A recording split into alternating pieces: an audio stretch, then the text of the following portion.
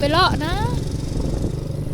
พี่น้องนี่แหละแคมป์ของประเทศลาวโอ้ยจังไดพี่น้องวิวคักกว่าขี่รถเลาะเลยไปเบิ่งพญานาคใหญ่เนาะพี่น้องเนาะบอนกลับไหวคือกันนั่นแหละนะก็ได้ตอนที่น้องเอียงมาปียังวะปี2018-19นี่แหละปี2018-19หากำลังเฮ็ดได้ติ่งเอ้ยผ่านไป3 ปีตอนที่เคยมาเฮ็ดงานในสวรรค์นำเอิวอันนี้ก็คือบอลลินเด็กน้อยจ้ะทุกคนนั่งชมวิวแบบนี้ฝนสิตกหำแล้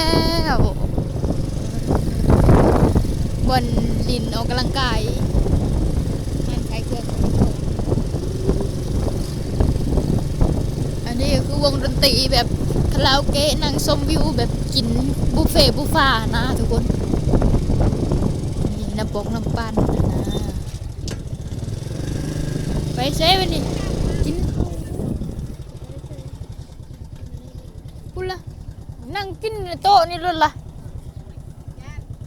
ยานเพียง